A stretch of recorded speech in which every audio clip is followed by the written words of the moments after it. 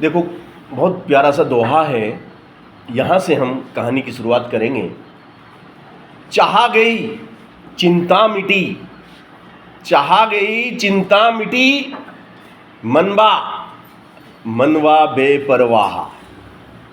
जिनको कछु नहीं चाहिए वे साहन के साहा। कबीरदास जी का दोहा है। कबीरदास जी कहते हैं, चाहा गई, जो इच्छाएं थी सब शांत हो गई हैं, पूरी हो गई हैं, शांत हो गई हैं, पूरी हो गई हैं। चाहा गई चिंता मिटी, और चिंताएं जो थी वो दूर हो गई हैं। मनवा बेपरवाह, अब मन में किसी प्रकार की परवाह नहीं है।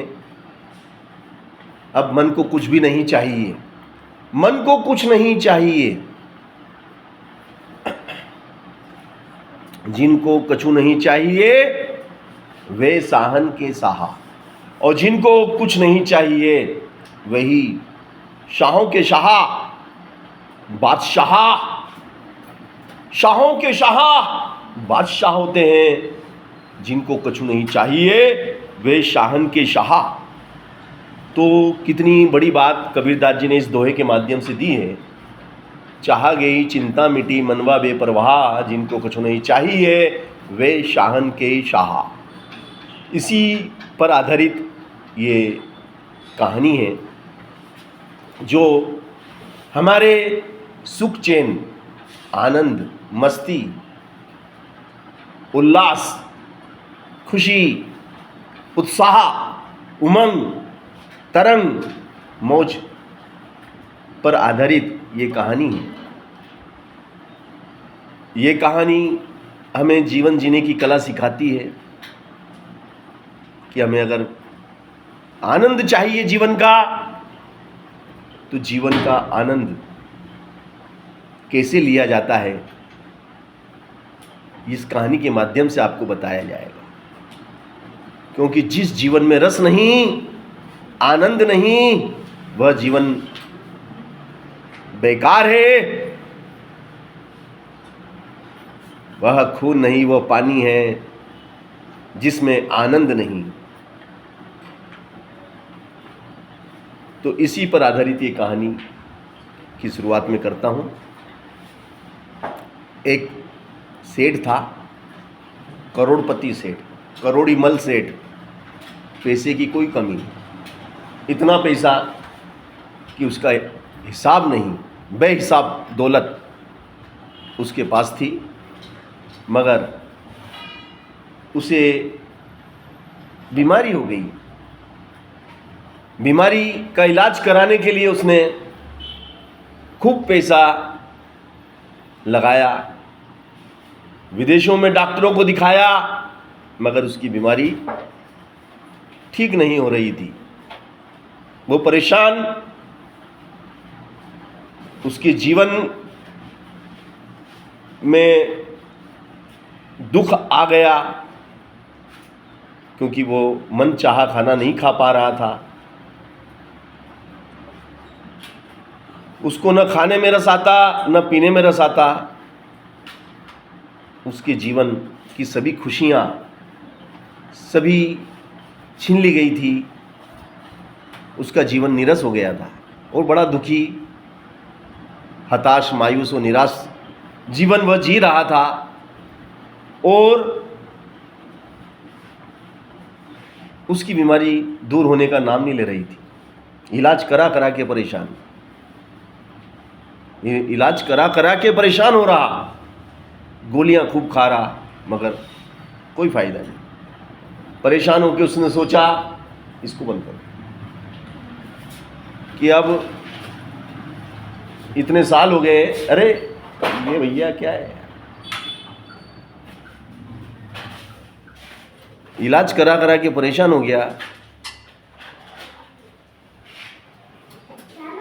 उसने सोचा कि मरना तो है, क्यों ये फालतू जहरीली गोलियां खाऊं, जिनको खाने से मेरा मन खराब हो जाता है। उसने गोलियां खाना भी बंद कर, अब मैं गोलियां भी नहीं खाऊंगा, मरना होगा तो ऐसे ही मर जाएंगे, गोलियों से कौन से भले अपन अच्छे हो रहे हैं। उसने गोलियां खाना बंद कर दी। अब उसका बहुत बड़ा बंगला, कोठी थी। उस कोठी बंगले के आंगन में कुर्सी लगा के, झाड़ के नीचे कुर्सी लगा के वो बैठा हुआ था। उसके बंगले के पास जूते चप्पल सीने वाले मोची की दुकान थी। छोटी सी एक गुंटी थी। छोटी सी दुकान में वो लोगों के जूते चप्पल की रिपेयरिंग करता था। तो वह मोची काम कर रहा था और काम करते करते गुनगुना रहा था, कुछ भजन, कुछ गीत। उसकी आत्मा से, मस्ती में उसकी आत्मा से निकल रहे थे और बड़ा आनंद रस लेकर वो गीतों को गुनगुना रहा था। और जो भी उसके पास काम था जूते चप्पल सीने का, उसमें पूरी तन्मयता से लगा हुआ था और उसकी आत्मा से गीत निकल रहे थे। उसके पूरे शरीर में आनंद ही आनंद था, उसकी बोली में आनंद था, उसकी बोली, उसकी आवाज़ में ऊर्जा थी। और जब वह गीत गुनगुना रहा था तो उसके गीत की जो ध्वनि थी उस सेठ तक पहुंच गई। और जब उसने उस गीत को सुना तो एक तरह से उसके शरीर में ऊर्जा का संचार हुआ। एक तरंग उसके शरीर में दौड़ने लगी और उसे ऊर्जा का एहसास हुआ। उसे ऐसा लगा जैसे अब ईश्वर की उस पर विशेष कृपा हो गई है और अब वो अच्छा हो जाएगा। ऐसा सकारात्मक विचार उसके अंदर आने लगा। उसके भजन, उसके गीत सुनकर सेठ को बहुत अच्छा लगा। सेठ ने जब तक वो गुनगुनाया, जब तक उसके गीत सुने, दूसरे दिन फिर सेठ बैठ गया, फिर उसके गीत सुने और लगातार उसके गीत सुनते सुनते 1.5-2 महीने में सेठ अच्छा हो गया। बिना किसी दवा के सेठ के शरीर में परिवर्तन होने लगा, बीमारी दूर होने लगी, मस्तिष्क में खुशी के हार्मोन्स बनने लगे और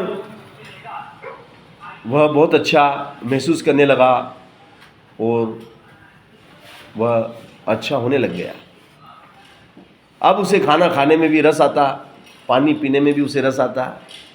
अब उसे लगा कि अब उसका जीवन पूर्ण रस में हो जाएगा, वह पहले जैसा आनंद ले पाएगा। उस पर ईश्वर की कृपा हुई है, मगर उसे मालूम था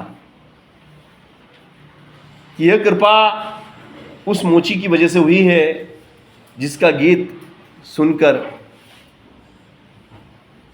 उसमें ये परिवर्तन हुआ है। उसने नौकर को भेज के मोची को बुलाया और कहा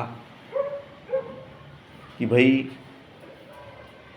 मैं बहुत दुखी था, परेशान था, सालों इलाज कराया, कितने सालों से मैंने इलाज कराया मगर मैं अच्छा नहीं हो पाया। किंतु तेरा गीत जब मैंने सुने, तेरे भजन मैंने सुने, तूने जो गुनगुनाया वो मेरे कान में गया और मैं उससे 2-3 महीने में अच्छा हो गया। मैं बहुत खुश हूँ और मैं तुझे इनाम देना चाहता हूँ। ये 50 लाख रुपए ले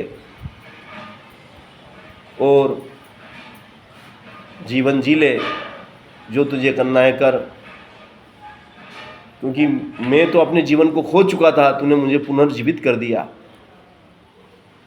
वो जैसे ही सेठ उसको 50 लाख देता है, वह लेके चला जाता है और अपने जीवन की दिशा बदल लेता है। अब उसने दुकान पे आना बंद कर दिया है क्योंकि 50 लाख आ चुके हैं। पहले जो शुद्ध भोजन वो करता था जिससे उसकी आत्मा खुश होती थी, उसकी आत्मा, उसका शरीर शुद्ध रहता था, उस शुद्ध भोजन को उसने त्याग दिया। अब तो उसका भोजन ही बदल गया है। अब वो ऐसा भोजन करता है जिससे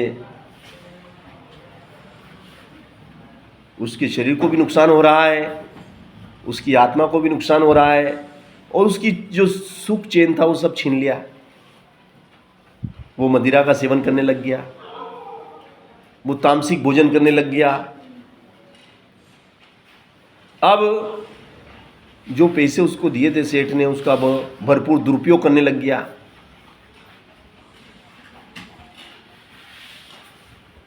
अब उसकी आत्मा से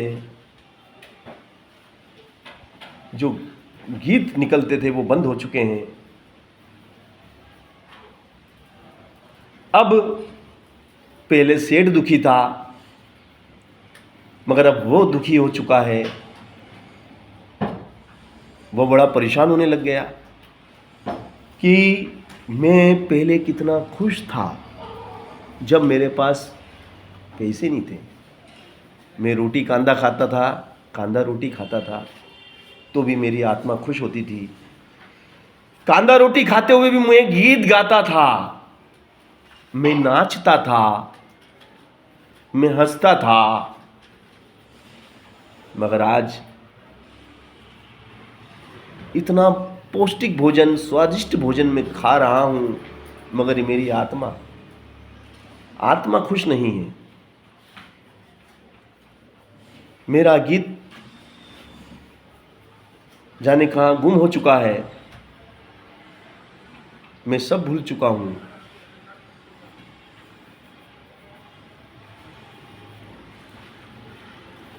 जब उसकी आत्मा में ये आवाज आती है, वो मंथन चिंतन करता है, अंत में फैसला लेता है।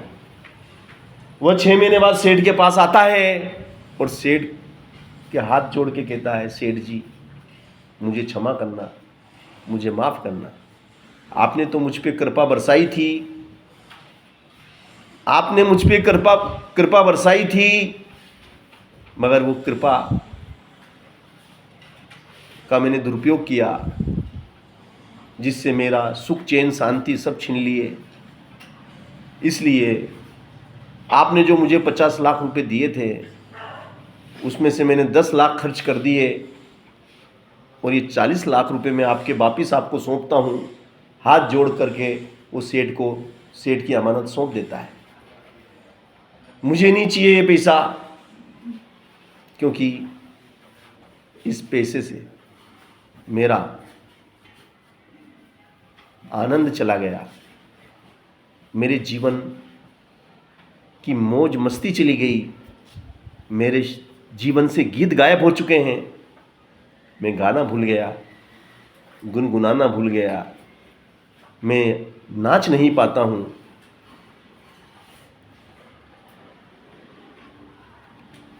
और इस तरीके से वो सेठ का धन सेठ जी को लौटा देता है और वापस उसी दुकान पे आके बैठता है, फिर वही कांदा रोटी खाता है, और फिर से वापस उसके वही गीत निकलने लगते हैं, जिसे वो पूरी ऊर्जा के साथ, पूरी तन्मय से गुनगुनाता है। अब उसका जीवन स्वर्गतुल्य हो चुका था, अब वह नरक से बाहर आ चुका था, अब वह जीवन का आनंद ले रहा था। तो इस कहानी से हमें शिक्षा मिलती है कि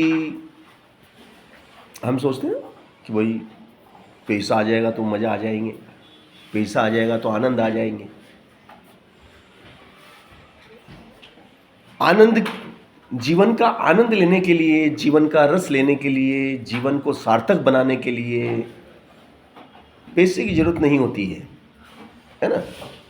इसके लिए पैसा कहीं बाधक नहीं है, और हमें अपने जीवन को जीने की कला आना चाहिए कि हमें कैसा जीवन जीना है और जीवन का हमें सदुपयोग करना है और अपने जीवन से अपने को भी खुश रखना है, दूसरों को भी खुश रखना है